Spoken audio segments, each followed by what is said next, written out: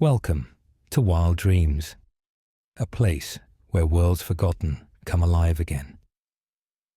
If you're joining us tonight, take a deep breath, let the day drift away, and allow your imagination to wander far beyond the sky above. Before we begin, tell us in the comments, where in the world are you listening from? And what time is it right now? And if you'd like to journey through other hidden worlds while you drift to sleep, don't forget to subscribe. Tonight, we travel to a place that once shimmered under twin moons, a world of silence now, but long ago, alive with sound, color, and breath. This is the story of Mars, 1 million years ago, when the red planet was not yet barren dust, but a living, breathing world.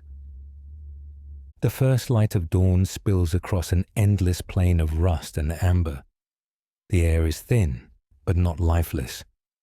Wisps of mist rise from shallow lakes, curling like smoke over cracked crimson stones.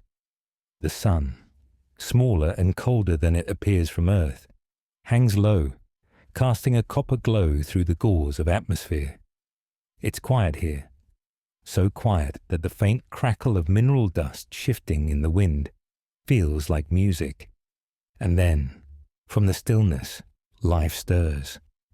High above the plains, drifting in slow, deliberate motion, are the Aerolumes, vast, translucent creatures, their bodies like floating lanterns made of glass and silk.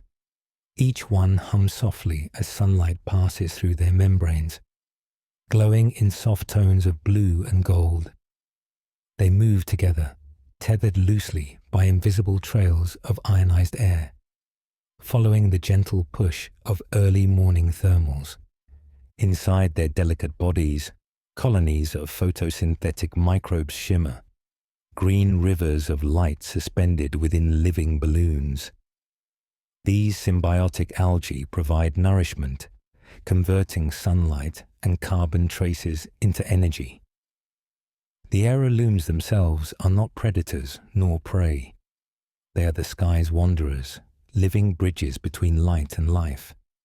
Below them, the surface of Mars stretches wide, a sea of ochre dunes and riverbeds etched deep into the land, by waters long gone but not forgotten. The wind sighs over stones polished smooth by time, whispering through hollows where ancient reeds once swayed. Along the edge of a basin that once held a shallow inland sea, something moves. A herd of sandwalkers emerges from the mist, their 6 limbs pressing softly into the fine dust. They are the color of burnt clay, their bodies long and low, with plates of mottled keratin covering their backs like rippling waves of armor. They move in perfect rhythm, a slow, unbroken line stretching toward the horizon. Each footstep releases a puff of pinkish powder that glows faintly in the morning light. Their breath condenses into silver clouds that hang behind them, marking their slow pilgrimage toward the lowlands. The sandwalkers are grazers, gentle creatures whose wide, triangular mouths sweep across the ground, filtering nutrient-rich lichen that clings to the underside of rocks. Their tongues, rough as stone, scrape the dust clean. Beneath the surface, fragile webs of root-like microbes glimmer faintly, pulsing with faint bioluminescence as they photosynthesize from the diffuse sunlight. Nearby, a small dusk skimmer perches on a rock. It's no larger than a sparrow, with wings like shimmering mica and a long needle-like beak. As the sandwalkers pass, the skimmer darts down to pluck tiny crustaceans from the folds of their armor. It chirps softly, a crystalline sound, before vanishing back into the haze. Above, the Aerolumes drift lower, their tendrils sway, brushing the tops of stone formations as they search for warmth. The wind catches them, and they rotate lazily, catching the light like drifting moons. For a moment, the scene feels timeless, a fragile balance between earth and air, creature and dust, all breathing together in the silence of dawn. And yet, Mars is not gentle for long. From the east, a slow breath of wind builds. It starts as a whisper, then grows.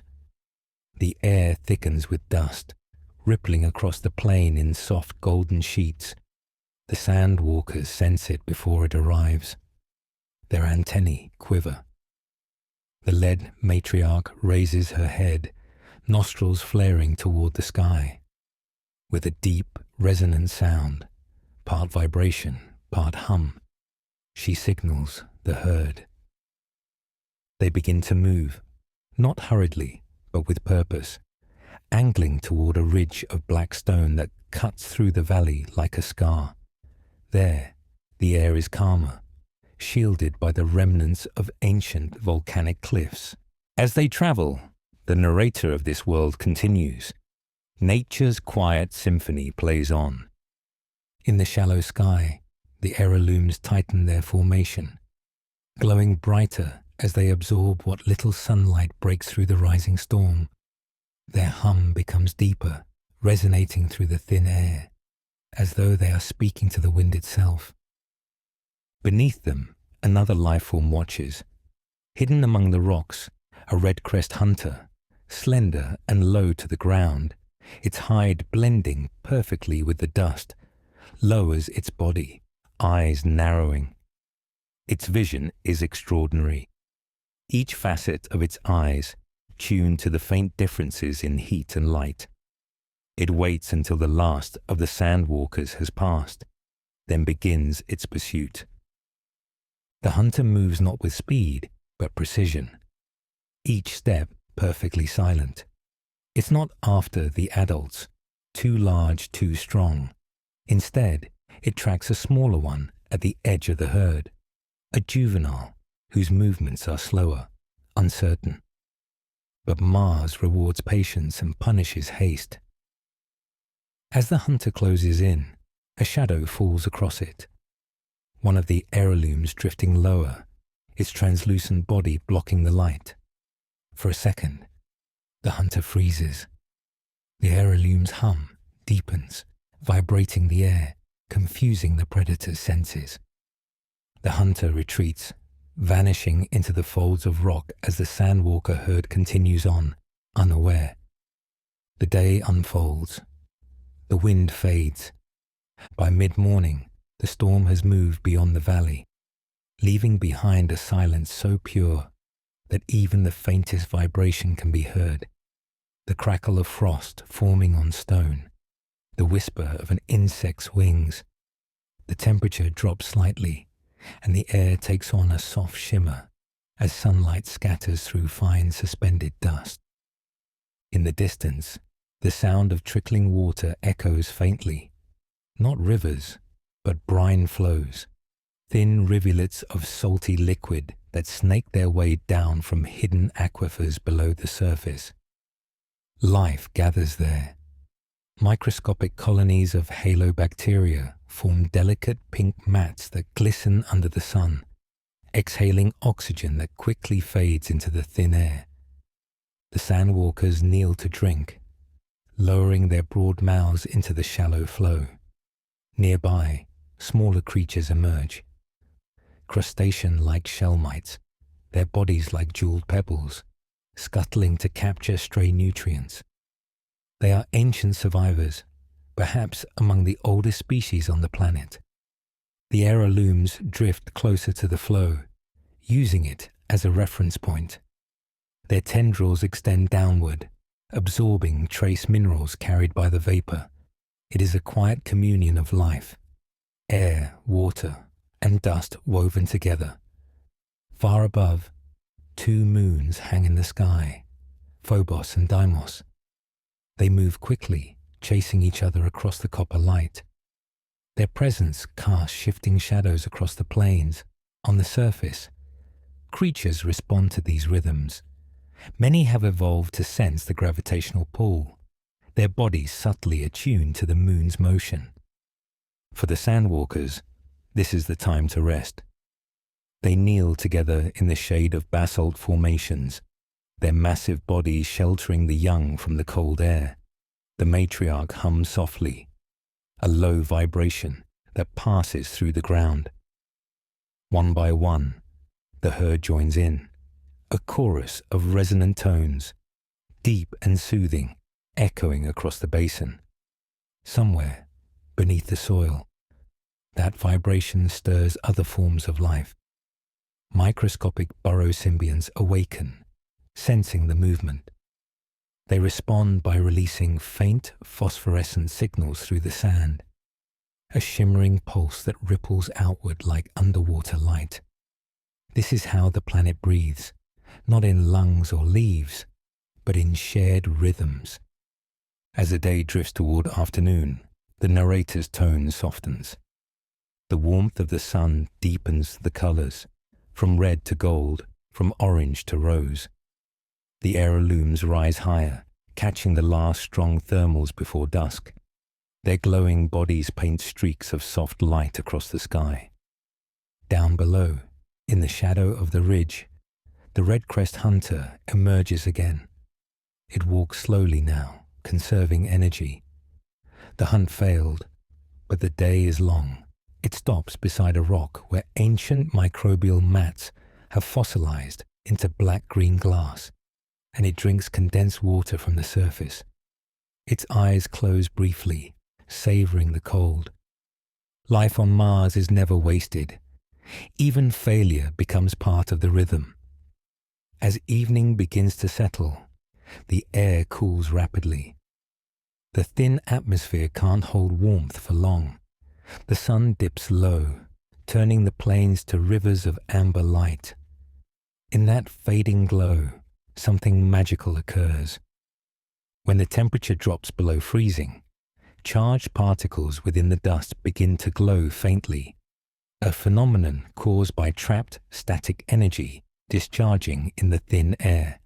For a few brief moments each evening, the landscape seems to shimmer, every grain of sand alive with light. The sandwalkers watch quietly, eyes reflecting the glow. The Aerolumes above pulse in unison, amplifying the natural luminescence. The red-crest hunter, hidden once again, lifts its head and gazes toward the horizon, where the first stars begin to appear. It is in these moments that Mars feels infinite, ancient, patient, dreaming. The camera, if there were one, would pull back now. Across the planet, from the frozen poles to the scattered lakes of the equator, this same pattern repeats.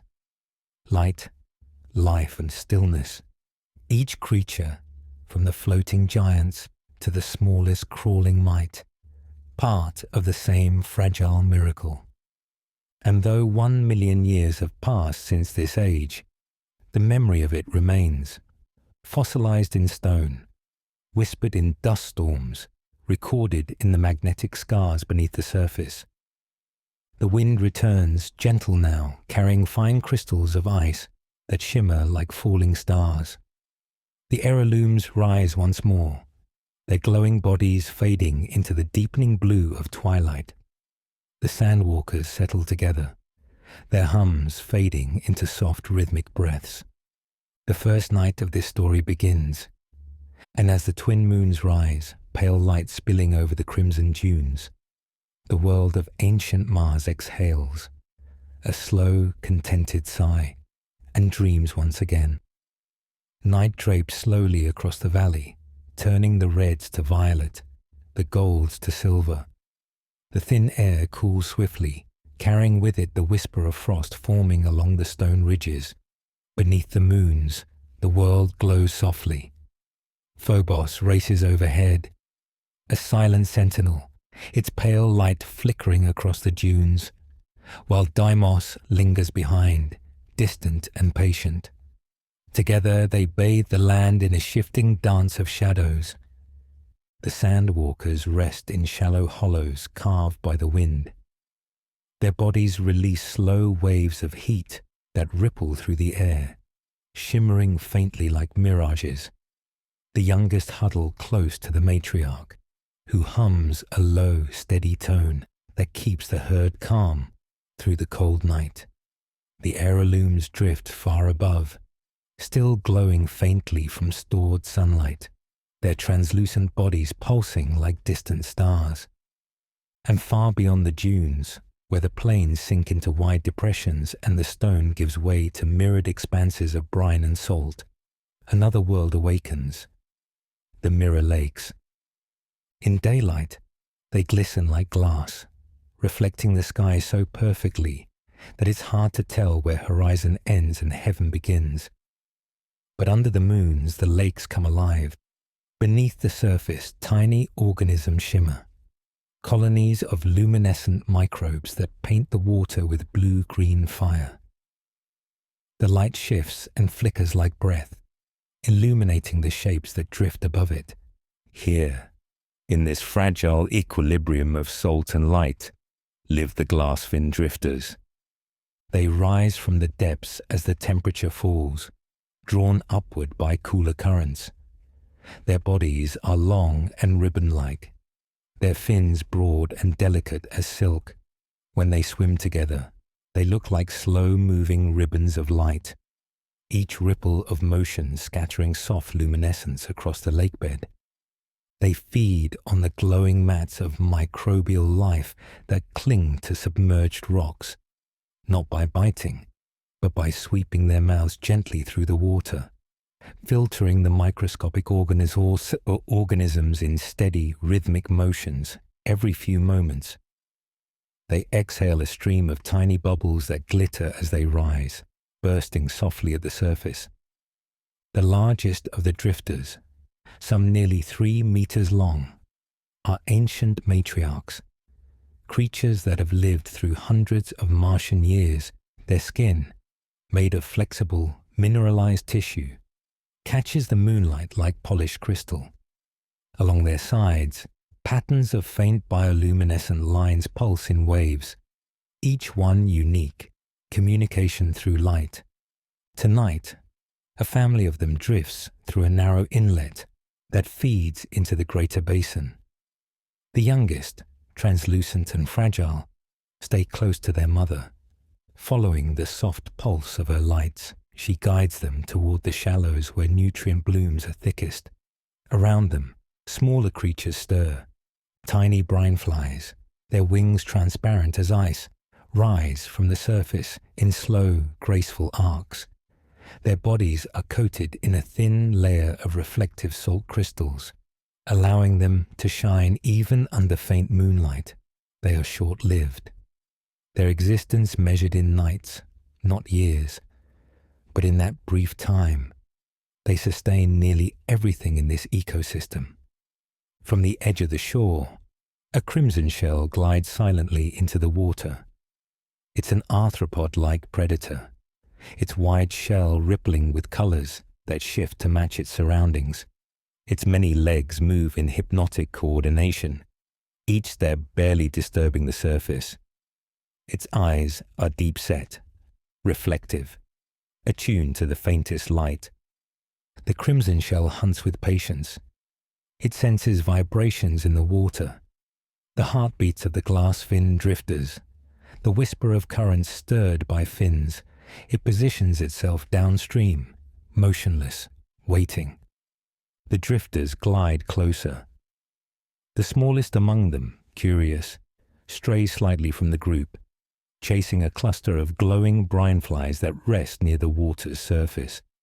The mother pauses, her fins flexing, sending a ripple of warning through the current. But it's too late. The crimson shell moves, not fast, but with startling precision. Its shell unfolds, revealing 2 long, translucent appendages that sweep through the water. A cloud of silt explodes outward. For a moment, the world becomes a blur of motion and light. Then, silence. When the dust settles, the young drifter is gone. The crimson shell retreats into the depths, dragging its prize beneath a ledge of saltstone. The remaining drifters circle slowly, their lights dimming to a soft, mournful blue. On this world, Even in calm beauty, survival never sleeps. But Mars does not linger on sorrow. The lake continues to shimmer, alive with motion.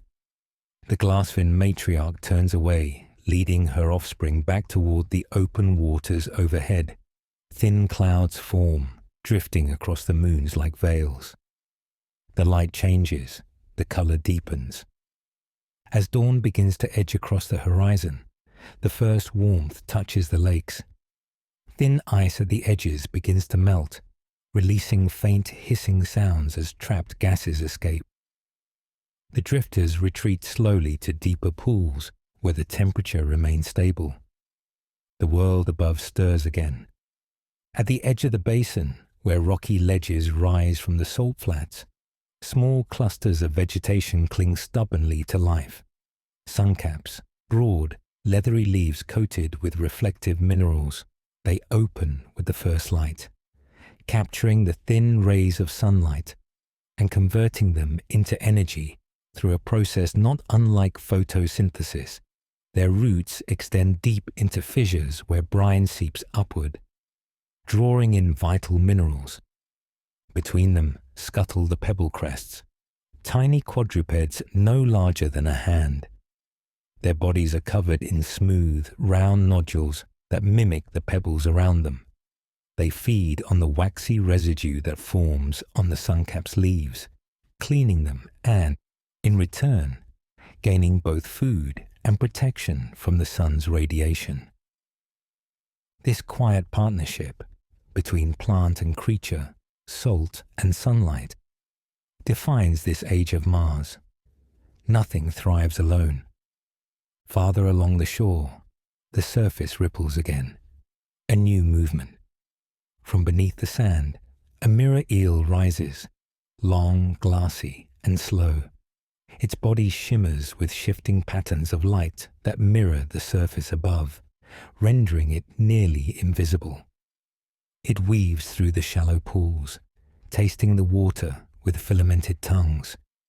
The eel hunts for clusters of brinefly larvae, using a faint electric pulse to stun them. When it strikes, the flash is instantaneous, a burst of light, then calm once more. Above the lake, the Aerolumes return, gliding low across the surface. Their bodies, now fully charged from the morning sun, glow with renewed brilliance as they drift. Condensation from the air gathers on their tendrils, forming droplets that fall gently like rain. Each drop hits the lake with a soft hiss, merging sky and water in quiet unity. For a few precious hours, this region flourishes. Sunlight, salt, life all dancing together in a fragile rhythm.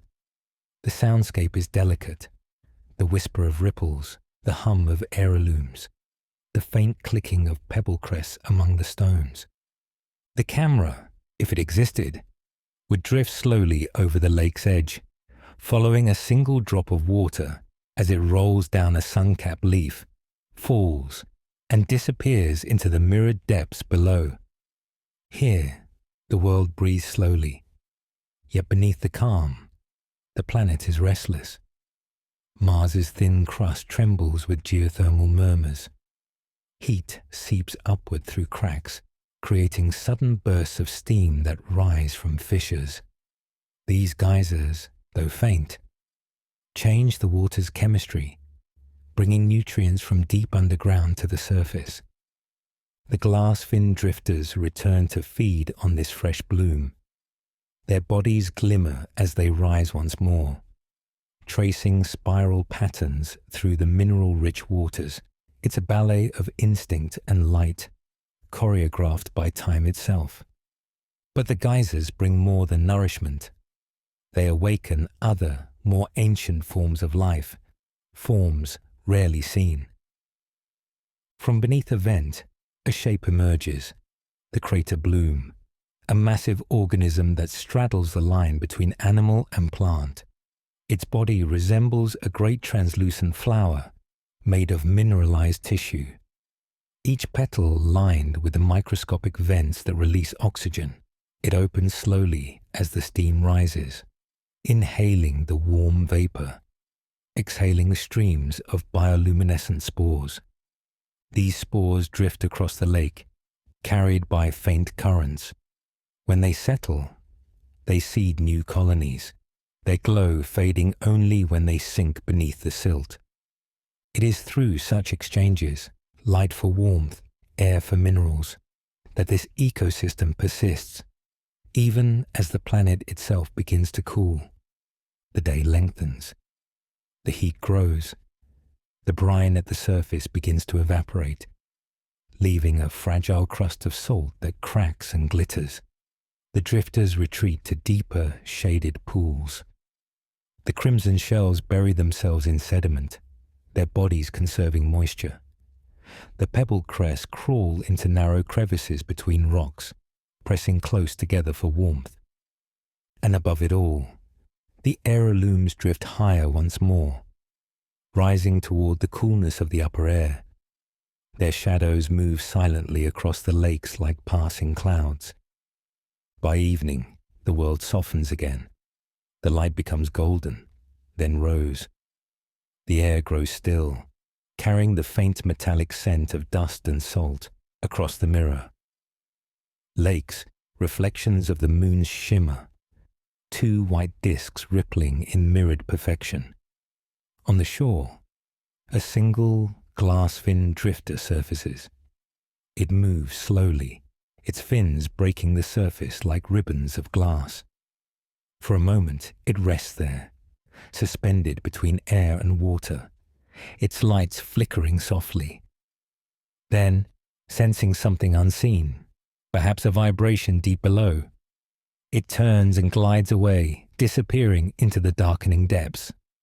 The night returns, calm and complete, and as the last glow of the sun fades behind the western dunes, the Aerolumes lower themselves once more. Their tendrils brush the water's surface, lighting it from above. The glass-fin drifters rise to meet them, their bodies glowing in reply. Together, they form a network of living light, air meeting water, sky meeting reflection. The wind stills, the lakes fall silent. If one were to stand here now, to listen, they would hear nothing but the faint hum of the Aerolumes and the slow, rhythmic pulse of the planet beneath their feet. It is the sound of Mars dreaming. Dawn comes softly to the highlands.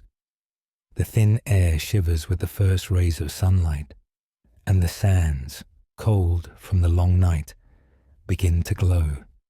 The frost that formed along the ridges cracks quietly, releasing small curls of vapor that drift upward like ghosts. From the sky, the Aerolumes descend again, their vast bodies tinted gold by the morning. They move slowly, almost reverently, as though reluctant to disturb the stillness below. Beyond the mirror, lakes lies the beginning of the Great Dust Plains, a vast ocean of ochre dunes stretching for hundreds of kilometers, rippled by ancient winds. To the untrained eye, it appears lifeless. But beneath the shifting surface, the planet beats with hidden motion. From the horizon, the first tremors arrive, a deep, rhythmic pulse that grows stronger with each moment. The dust begins to rise in soft plumes, swirling into luminous clouds. Then they appear. The stonebacks. They come in numbers beyond counting, moving like a tide across the desert. Each creature stands nearly 4 meters tall at the shoulder, their bodies covered in thick, slate-gray plates that shimmer faintly under the sunlight. Between the plates, softer membranes flex with each stride, releasing faint sighs of air. They walk on 6 sturdy legs, each foot spreading wide to keep from sinking into the sand. To watch them is to witness the heartbeat of the planet itself. Their pace is unhurried, their path ancient. This migration has continued for thousands of generations, tracing invisible routes that follow the faint lines of Mars-buried magnetism. It is believed that the stonebacks can sense these magnetic currents through crystalline structures embedded within their skulls, guiding them across the featureless expanse with unerring precision. The herd moves in loose formation, great mothers at the center, young nestled safely between their towering flanks. Dust drifts from their hides, sparkling in the sun like powdered gold. Around their feet scurry smaller shapes, tiny windrunners, feather-like creatures with long legs and gliding membranes that catch the air. They live in symbiosis with the stonebacks, cleaning the armor plates of parasites and feeding on the insects drawn to the herd scent. When danger approaches, it is often the windrunners who sense it first. Their bodies vibrate with subtle frequencies, tuned to the sound of shifting sand or the approach of distant predators at the first sign of disturbance. They take to the air in a graceful wave, their transparent wings scattering sunlight in all directions. But today, the plains are calm. The sky is clear, tinted faintly salmon near the horizon. Phobos races overhead, casting a moving shadow that slides over the dunes like a wave. The stonebacks continue, step by step, their journey etched in patience. Along their path lie strange formations, columns of basalt rising from the desert floor, remnants of eruptions from an age when Mars still bled fire. The herd passes between them like ships through a silent harbor. Within the shadows of these pillars, the temperature is cooler, and life gathers. Clusters of dust fern, a hardy plant-like organism, unfurl their glassy fronds to catch stray light. Their leaves glisten with frost that melts into droplets, each one nourishing the thin roots that snake deep into the ground. Among the ferns, shell mice dart in and out, small, round creatures covered in smooth, reflective armor. They feed on dust fern spores, and in turn become prey for the swift and deadly sand spectres. The spectres are phantom pale hunters that move beneath the surface of the sand. Only their eyes, protected by transparent membranes, break the surface. They hunt by vibration, drawn to the faint tremor of footfalls above. When they strike, the sand seems to explode outward in a burst of orange light. Yet even these predators give wide berth to the stonebacks. Few creatures dare challenge them. Only the largest of the desert carnivores, the sky razors, vast winged reptiles that dwell near the cliffs, occasionally descend to test the herd's strength. As midday approaches, the temperature rises sharply. The thin atmosphere offers little protection from the sun's fierce glare.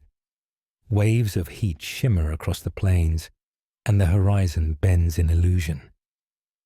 The stonebacks slow their pace. The younger ones rest beneath the adults, finding shade in their immense shadows. The air hums with distant resonance as the Aerolumes drift high above, glowing faintly against the pale sky. Every few hours, the herd stops. The matriarchs gather at the center, pressing their heads together. From deep within their chests, a low harmonic vibration emerges, a kind of song, felt more than heard. It passes through the sand like thunder, reaching kilometers in every direction. Scientists who have studied their fossilized remains believe these vibrations were once a way to communicate across great distances, a language of resonance that kept the scattered herds connected across the entire planet. The windrunners respond in kind, chirping in high crystalline tones, fluttering above the great beasts like living notes in a symphony of sound and dust. Further along the migration path, the desert changes. The sand grows darker, tinged with iron oxide and fragments of ancient glass. This region, known as the Shimmer Basin, was once the bed of a vast lake. Now it is a sea of broken crystal and half-buried fossils, relics of a wetter age. The stonebacks move cautiously here, their heavy bodies stirring up glittering clouds. Beneath their feet, shards of obsidian catch the light, scattering rainbows across the dunes. Among these ruins, a lone creature moves with strange grace.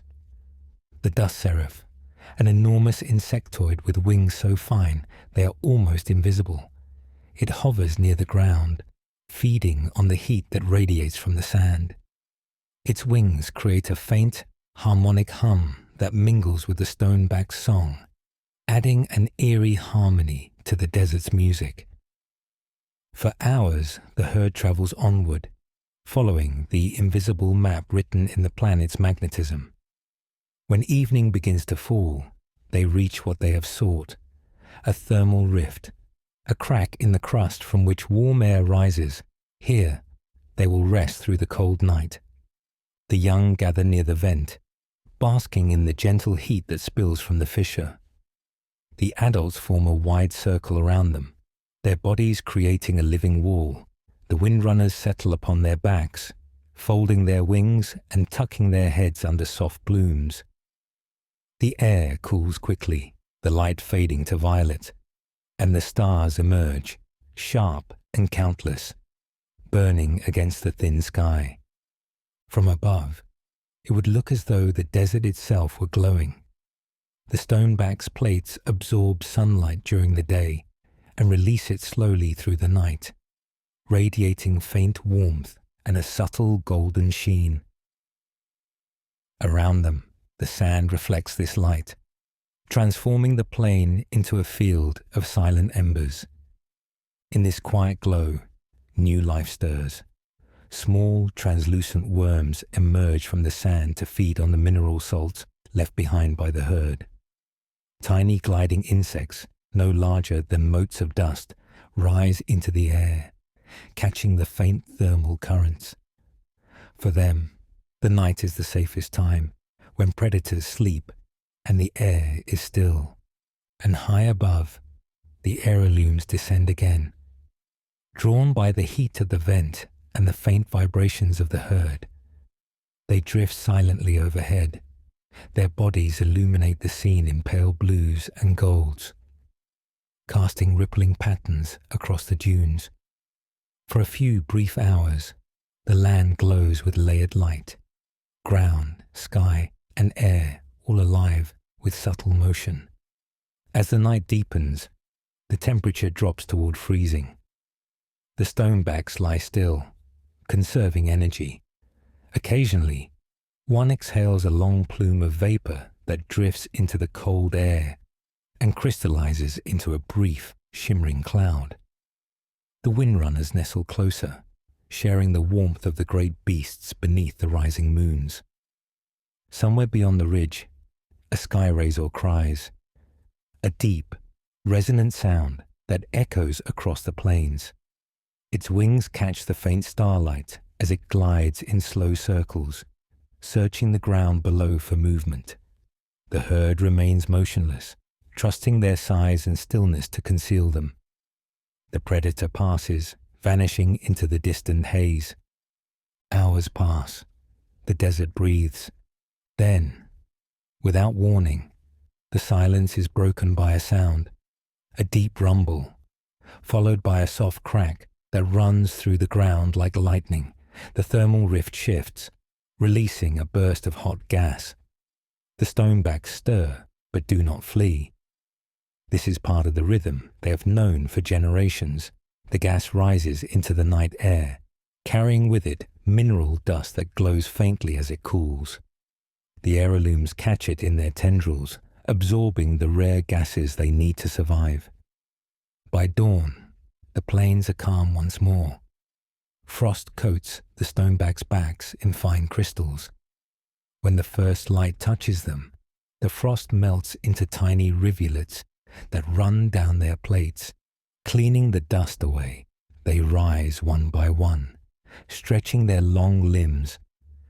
The windrunners flutter up in a burst of motion, taking to the sky. The migration begins again. They move westward now, toward the shadow of distant mountains whose peaks pierce the thin atmosphere like blades. Beyond them lies the next stage of their journey, the twilight forests, where glass-like trees hum in the wind. As the herd disappears into the rising dust, the plains fall silent once more. Only their footprints remain, vast impressions that will linger for centuries, slowly filled by drifting sand until nothing is left but memory. High above, the Aerolumes continue their eternal drift, following unseen currents toward the same horizon. The sky glows faintly with dust, and for a moment, the light catches the world in a perfect balance of warmth and stillness. Mars breathes in again, and the story of its creatures moves forward, carried on the wind toward the forest beyond the dunes. Beyond the burning plains, where the dunes rise and then suddenly fall away, the desert yields to a valley steeped in perpetual half-light. Here the air thickens, cooled by the shadows of ridges that trap faint traces of moisture. This is the realm of the twilight forests, vast groves of crystal pillars known as glasswood, the last remnants of Mars' living forests. From a distance, the glasswood appears motionless, like frozen lightning caught mid-strike. But as the wind drifts through the valley, the trunks tremble and sing. Each slender column is hollow, filled with threads of mineral fiber that resonate when touched by the breeze. The sound is soft, a chorus of low humming notes that rise and fall in harmony. The whole forest seems to breathe. When the sun sits low on the horizon, its copper light refracts through the trunks, scattering in gentle beams that paint the valley floor in shifting patterns. Beneath these glowing lattices, life hides in the shade. From the undergrowth of glassy ferns emerges a small creature, swift and silent. The silt fox. About the size of a house cat, its fur is fine dust, constantly shedding and reforming to match the color of its surroundings. Each movement sends a faint shimmer across its coat, a ripple of reflected light that makes it nearly invisible among the trunks. Its eyes, large and silver, gather what little light the forest offers. The silt fox hunts with patience. It listens to the songs of the glasswood, using the subtle changes in pitch to sense the movement of prey. Tonight it searches for glow moths, delicate insects that gather where the humidity is highest. The moths rest beneath translucent leaves, their wings folded like shards of pearl. When disturbed, they release a faint chemical mist that glows pale green, a defense that also serves as a signal to others nearby. The silt fox waits until one drifts free of the cluster, its light pulsing softly. Then, with a single fluid leap, the hunter strikes. The sound is barely a whisper, and within moments the forest is still again. Above the silt fox, other creatures stir. Slender canopy runners, with limbs jointed like branches, glide from trunk to trunk on membranous sails. They feed on mineral dust that gathers along the upper bark, scraping it with crystalline teeth. Their bodies, semi-transparent, refract the forest light so that they seem woven from the air itself. From deep within the grove comes a steady dripping sound.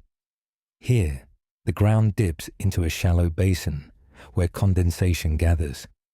A mist pool born from air rather than rain over millennia. Slow cycles of evaporation and freezing have carved a smooth bowl into the rock. Around it grow low clusters of lumina moss, their soft glow illuminating the pool's surface. A pair of silt foxes approach to drink. They move cautiously, aware of predators that lurk in the still water. Beneath the surface, invisible until it moves, waits the mirage leech, a ribbon-thin creature that feeds on warmth itself. When it senses the heat of a body nearby, it lunges upward, drawing energy rather than blood. The sill foxes know the danger. They keep their paws on the stones and lap quickly, their reflections quivering in the luminous water. All around them, the glasswood hums. The tone changes with the wind, higher, sharper now. And the foxes freeze. They are not alone. From the far edge of the pool, a massive shadow moves between the trunks. Slow, deliberate steps crunch over the glassy soil.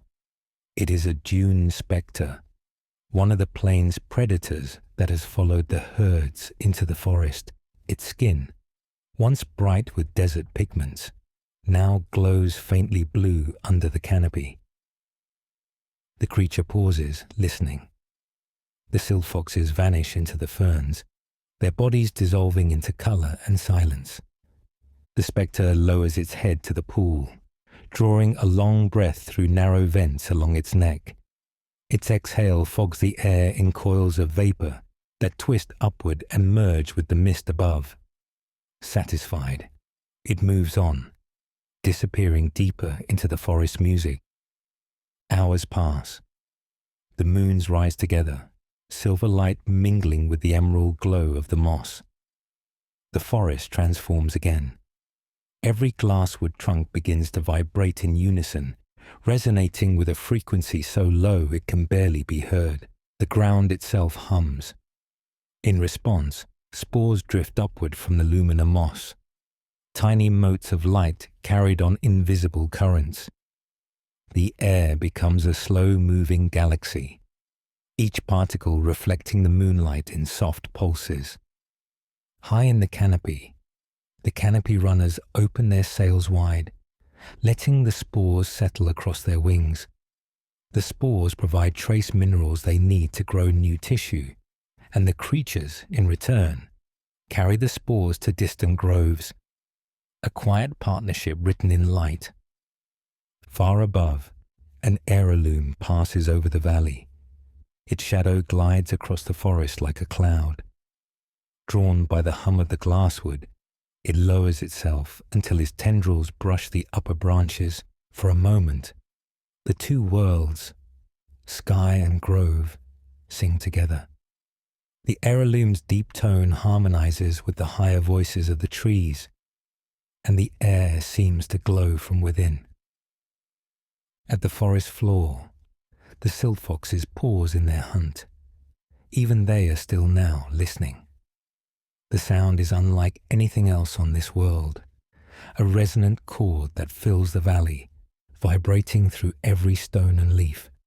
It lasts only a minute, then fades, leaving behind a silence so complete it feels sacred. In that silence, the first signs of dawn appear. The horizon brightens, washing the forest in copper light. The glasswood loses its glow, returning to pale translucence. The lumina moss dims, folding inward to conserve energy. The night symphony is over. As the sun rises higher, the forest awakens in another way. Heat seeps through the trunks, expanding the air within and creating a soft crackling sound, like distant rain. Tiny crystals fall from the canopy, glittering as they descend. The sill foxes emerge once more, their coats shifting to match the warming light. They stretch, blinking against the brightness. For them, day is a time of rest. They curl within hollows at the base of the glasswood, tails wrapped over their noses. Above them, the canopy runners retreat into shaded knots, wings folded tight. The forest becomes still again, holding its breath through the heat of the day.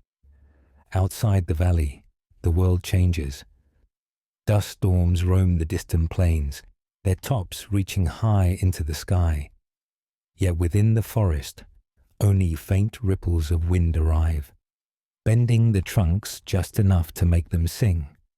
The tone is lower now, deeper, like the sound of a great instrument tuned by the planet itself.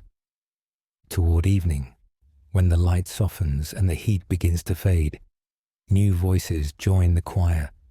From the eastern ridge comes the call of the veil wings, wide-mouthed birds with translucent throats that flash silver when they sing. Their cry carries for kilometers, guiding others through the maze of crystal trunks. Each note is echoed by another until the entire forest vibrates with layered sound. At the same time, deep underground, roots stir. Though Mars is drying, pockets of groundwater still exist, feeding the hidden network of glasswood roots. Within these veins live colonies of glomites, minute arthropods that tend the roots by clearing mineral buildup.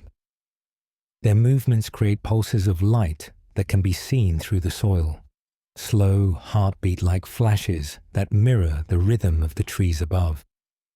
As the sun dips once more, the forest light returns. The trunks catch the final rays, refracting them into 1,000 directions. The air fills with drifting motes of dust, turning gold, then pink, then deep red as the light fades. Phobos rises early tonight, racing across the sky. Each time its shadow sweeps through the grove, the glasswood tones shift slightly, as if responding to its passage. The silt foxes wake. Hunger draws them from their hollows.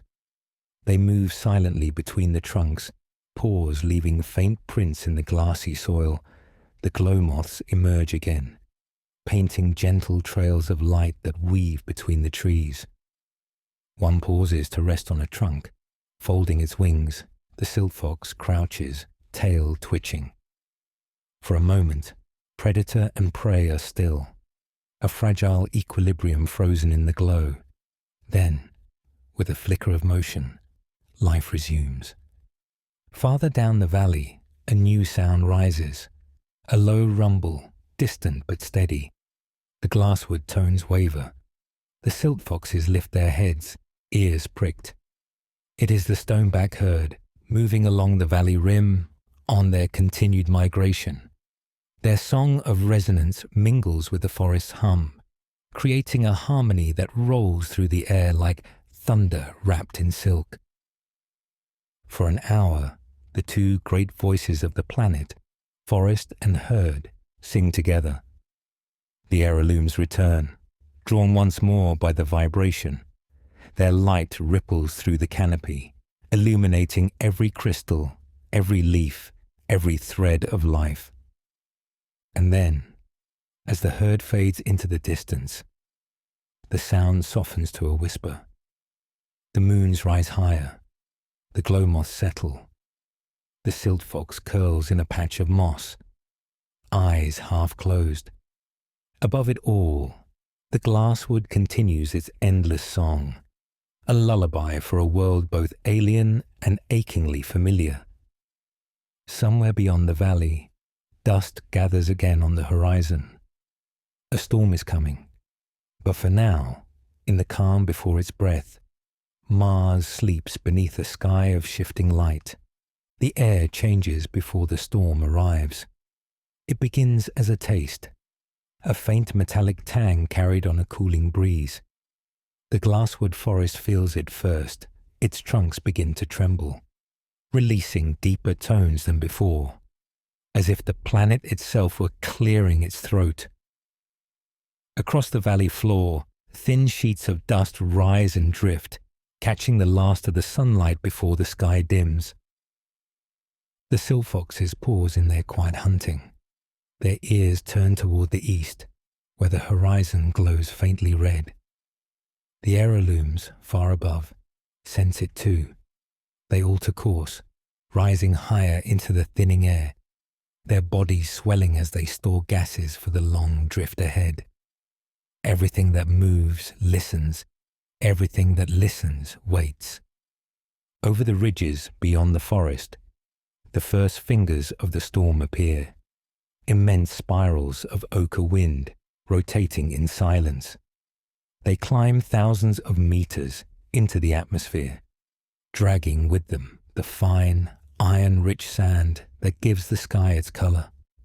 The sun, still hanging low, dims behind the haze until it becomes a pale ember.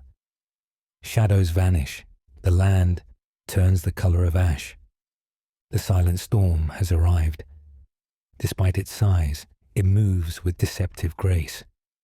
The air thickens slowly, like breath held too long. Dust gathers between the glasswood trunks, rising in gentle whirlpools. The first wind touches the forest with the softness of silk, stirring the glowing moss that carpets the ground. Then comes the deep, resonant sigh, a single exhalation that rolls across the valley, like thunder smothered in cloth. The silk foxes retreat to their burrows. The canopy runners fold their limbs and cling to the trunks, their bodies blending perfectly with the glassy bark. Even the glow moths vanish, burrowing into the moss and sealing themselves beneath thin membranes. The forest becomes still. Only the hum of the trunks remains, vibrating in sympathy with the approaching front. When the storm reaches the valley, it does not strike, it envelops. The air becomes a golden fog, and the world disappears. For hours, there is no up or down, only the constant drifting of dust and the faint, almost musical sound of particles colliding. The glasswood continues to sing, its tones muffled but constant, guiding the hidden creatures through the darkness. Far above, the Aerolumes ride the outer layers of the storm. Their translucent bodies capture static charge, glowing brighter with each gust. Bolts of faint blue lightning flicker between them, silent in the thin air. They feed on the charged particles, drawing energy from the storm itself. To them, this chaos is life. Down below, in the heart of the forest, the world contracts to the smallest details. A single drop of condensed water forms on a trunk, growing heavy until it falls onto the dust below. The impact leaves a perfect circle, instantly erased by wind. Beneath the surface, the mirage leeches shift deeper, away from the noise. The lumina moss curls tight, its light dimming to conserve moisture. For a time, there is nothing but wind. Then, slowly, the pressure changes. The air grows thin again. The storm, having spent its fury, begins to move westward toward the mountains. The dust settles in waves, revealing shapes once more. The first to emerge are the glasswood trunks, half buried in a new layer of powder. Their hum returns, faint but rising. The silk foxes appear next, shaking the sand from their coats. Their fur, now tinted red from the dust, glows faintly in the dim light. They move carefully, sniffing the air, listening for the whispers of returning life. The forest breathes again. When the wind finally calms, a strange stillness follows. The world seems changed, softer, quieter. The storm has reshaped the land, carving new channels where water once flowed and filling old hollows with silt. It is both destruction and renewal, the planet's slow pulse of change.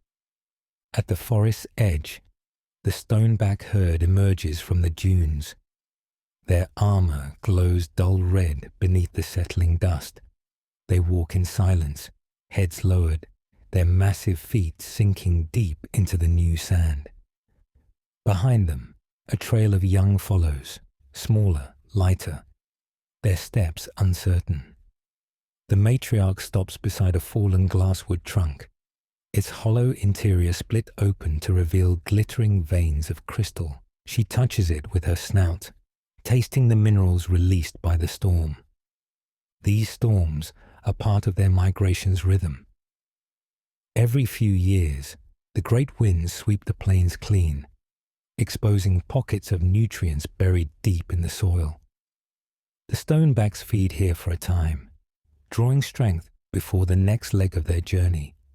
The windrunners return to their backs, chirping softly as they groom the dust from the plates. The air carries a faint metallic scent, ozone, iron, and the ghost of water. Somewhere, deep underground, the last reservoirs of brine shift and sigh, feeding the forest roots. As night falls, The storm's remnants drift high into the atmosphere. The moons appear again, pale and distant, their light filtered through a veil of dust. The stars beyond flicker, blurred by the haze. The forest glows faintly beneath them, the luminous moss rekindling its gentle light. The silt fox curls beside its den, exhausted but calm. Above, the Aerolumes float lower once more. Their glow has changed, deeper, more golden now, charged with the energy of the storm. They drift through the valley like lanterns in a slow procession, their tendrils brushing the tops of the trunks. Each contact releases a faint spark that dances through the air before fading. It is as if the forest and the sky are greeting one another after a long separation. In this fragile peace, the planet reveals its secret rhythm. Every storm, every stillness, every life that breathes here is part of a larger cycle, one of transformation and persistence. Mars is not dying yet. It is shifting, evolving, learning the language of cold and silence that will one day define it. Far to the north, the first signs of change are already visible.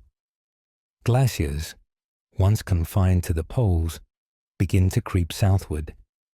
The air grows thinner year by year, the warmth of the sun less able to hold in the fading atmosphere. The forests shrink, the lakes retreat. But here, in this valley, life endures. The glasswood will grow thinner, but it will not vanish yet. The stonebacks will migrate again, their path unchanged. The Aerolumes will rise each dawn, drifting in search of the last light, and the silt fox will still hunt among the shadows, its silver eyes reflecting the moons. As centuries pass, the storms grow stronger, more frequent. The dust they lift begins to linger in the sky for longer, dimming the sun, cooling the planet. Yet with each storm, new beauty is born. Strange minerals crystallize in the upper air, falling as glittering frost that coats the valleys. When the moons rise, they shine upon this frost, and for a few hours, Mars glows brighter than it ever will again.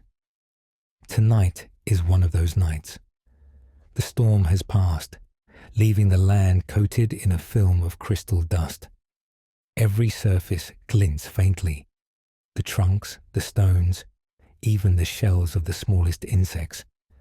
The valley is transformed into a cathedral of light. The Aerolumes drift between the glowing spires, their reflections moving across the ground like the dance of stars. The silt fox emerges once more, blinking at the brightness. It walks slowly to the mist pool, now covered with a thin crust of ice. Its reflection stares back, doubled and distorted by the crystal sheen. For a moment, it hesitates, as if aware of its own fleeting place in this world. Then it lowers its head and drinks. Somewhere above, the faintest rumble sounds, not thunder this time, but the movement of the planet's crust. The temperature has dropped. The air's density has shifted. The surface of Mars is beginning to contract. Over eons, these small tremors will grow, shaping the valleys and canyons that future eyes will know. But for now, everything is still. The Aerolumes continue their slow drift, casting warm light over the frost. The stonebacks sleep in the shelter of the forest, their breath rising in misty plumes. The glasswood hums softly, its tones deeper now, resonant with the weight of change. The forest seems to know that its era is fading, yet it sings nonetheless. The wind returns, gentle this time, carrying the scent of distant minerals and the faint whisper of the coming cold. The dust rises in slender columns, spiraling upward to join the night sky. Mars exhales once more, and as the light of its moons glides across the dunes, the world begins its slow transformation from living planet to frozen memory. Dawn comes pale and slow, filtered through a sky heavy with dust. Where once the air shimmered with warmth, it now carries a chill that lingers even after sunrise. The light feels distant, diffused, its strength softened by the veil above. The storms have passed, but they have left the world changed. The lakes are fewer now, the forests thinner. The songs of the glasswood echo faintly, strained and tired, like the memory of music rather than the sound itself. Across this quiet landscape drifts a single Aerolume. It moves alone, following faint thermals that rise from the last patch of open water, a shrinking lake caught between dunes of red dust and frozen silt. Its translucent body glows with a muted gold, though much of that light now comes from within, stored energy fading with each passing day. Its tendrils hang loose, trailing through the thinning air as it glides silently toward the horizon. Below it, the lake shivers under a thin crust of ice. In the center, a dark pool of liquid remains, fed by a slow seep of brine from underground around the edges. Traces of life persist, pale mats of microbial film, faintly luminous, clinging to warmth where they can. Occasionally, a ripple breaks the surface, one of the last glass-fin drifters, smaller now, its body translucent as frost. It moves sluggishly through the cold water, feeding without hunger, guided by instinct older than memory. The Aerolume circles once, its shadow passing across the frozen shore. For a moment, the drifter rises toward the surface, as though recognizing an old companion. Light meets reflection, sky and water touching, and then both drift apart again. In the still air, even small movements carry sound. Ice cracks softly along the lake's edge. Dust slides from a ridge, cascading in slow motion. Somewhere distant, a thin metallic ringing echoes, perhaps a falling trunk of glasswood collapsing under its own weight. Every sound lingers longer now, the atmosphere too thin to swallow it quickly. The Aerolume drifts westward, following the line of a dried riverbed that once carried meltwater from the southern glaciers. Along its path lie remnants of a vanished world, shells of stonebacks half buried in sand, their plates fused with mineral salts, hollows where wind runners once nested, fragments of iridescent wings pressed into rock like delicate fossils. Each remnant catches the faint light, flashing briefly as the Aerolume passes. It has been many seasons since the great herds last crossed this plain. Their trails, once deep grooves in the earth, are nearly gone. Smoothed by wind and dust, only faint ridges remain, tracing a ghostly map across the desert. The Aerolume follows them unconsciously, perhaps guided by echoes of magnetism, perhaps by something simpler, a pattern written into the species itself, a memory of movement. As the day lengthens, the cold deepens. Shadows stretch long across the sand. The Aerolume begins to descend, seeking the warmth that still rises from the lake. The descent is slow, graceful. Each meter closer to the ground, the air grows thicker, the light more diffuse. Its glow strengthens slightly, reflected in the dust swirling beneath it. When it reaches the shore, it pauses.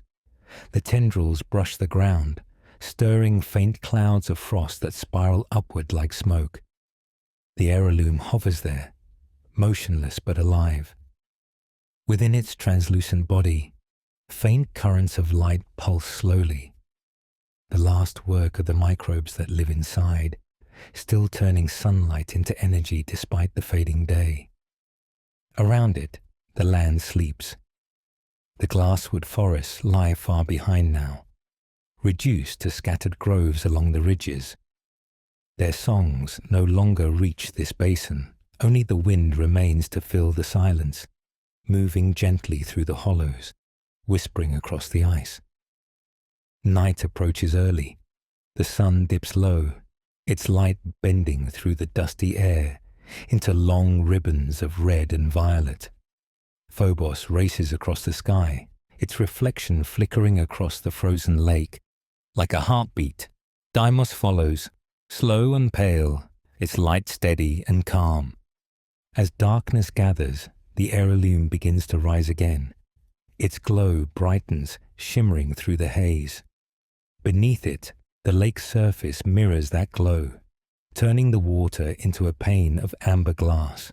The creature drifts higher, tracing slow spirals upward until it hovers hundreds of meters above the ground.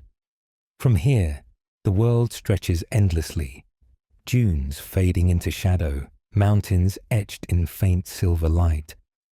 In that vastness, other Aerolumes appear, faint points of light scattered across the horizon. They are few, each one alone, but together they form a constellation of drifting stars. They move silently, unaware of one another, yet following the same unseen paths. Their hums overlap faintly, creating a deep, wavering chord that resonates through the air. It is the last song of Mars. Below them, the temperature drops sharply. Frost creeps across the lake, sealing the last patch of open water. The glassfin drifter, sensing the change, swims faster, circling beneath the ice as though searching for an exit. But the cold is relentless. Its movements slow, then stop. The light within its body fades until only a faint glimmer remains, a tiny star extinguished beneath the frozen surface. The Aerolume drifts lower once more, passing over the lake one final time. A few of its tendrils touch the ice, leaving behind delicate trails of melted glass that refreeze instantly. Then it turns toward the open desert, carried by a rising current of air. Through the long Martian night, it travels. The dust above reflects the faint light of the moons, painting the sky in subtle shades of bronze and silver. Beneath that light, the Aerolume moves steadily westward, its glow pulsing in rhythm with the wind. Occasionally, it passes over remnants of old oases, shallow depressions where brine once gathered, now nothing but cracked salt and shadow. Yet even here, traces of life remain, spores sealed in stone, dormant microbes waiting for warmth that will never return. At the edge of a canyon, the Aerolume slows. Below lies a labyrinth of cliffs and frozen gullies, carved long ago by rivers that once rushed with meltwater. The walls shimmer with frost, reflecting the creature's glow in endless echoes. It descends carefully, its tendrils brushing the rock as if feeling its way through memory. In the canyon's depths, faint light gleams, not from the Aerolume, but from the stone itself.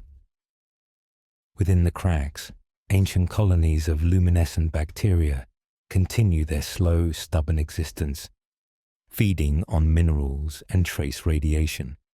They pulse in tiny dots of green and blue, like distant cities seen from orbit.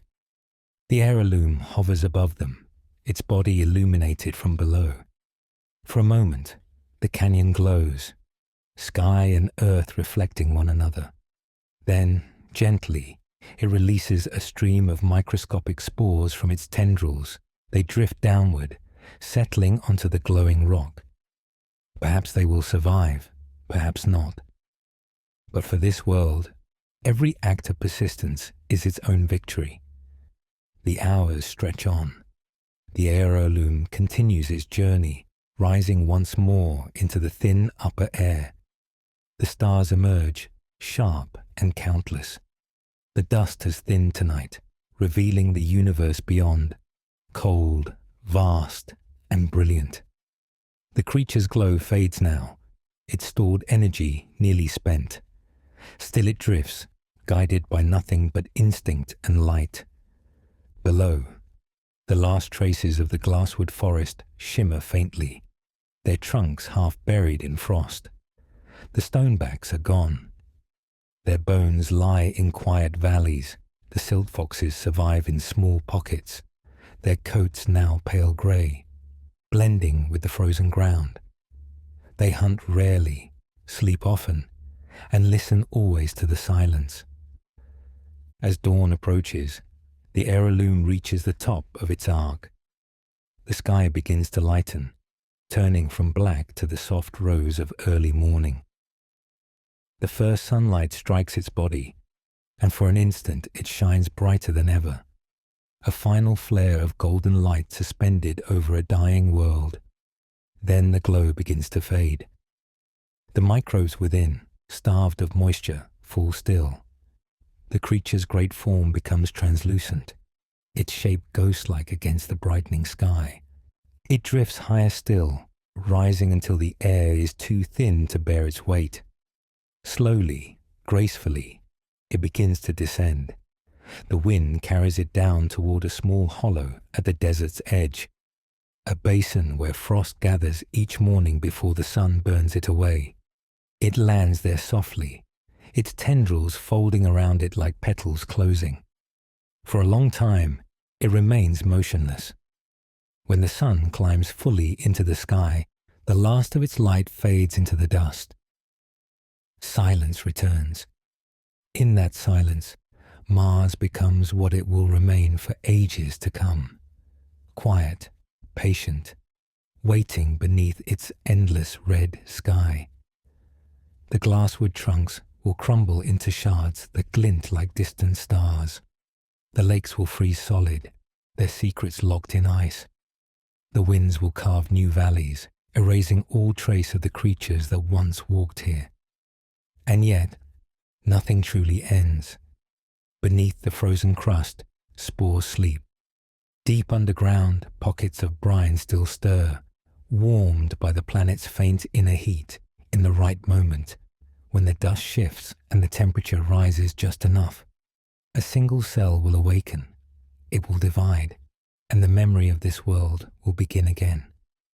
Above it all, the dust storms will continue their eternal dance, shaping the land, painting the sky, whispering over the bones of long-forgotten forests.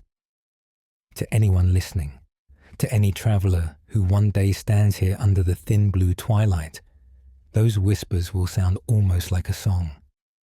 It is the same song the glasswood once sang, the same harmony carried in the hum of the stonebacks and the light of the Aerolumes, the song of a world that dreamed. And so, as the stars fade with the coming day, the red planet sleeps once more, not dead, but dreaming, holding within its dust the promise of all that was and all that may be again.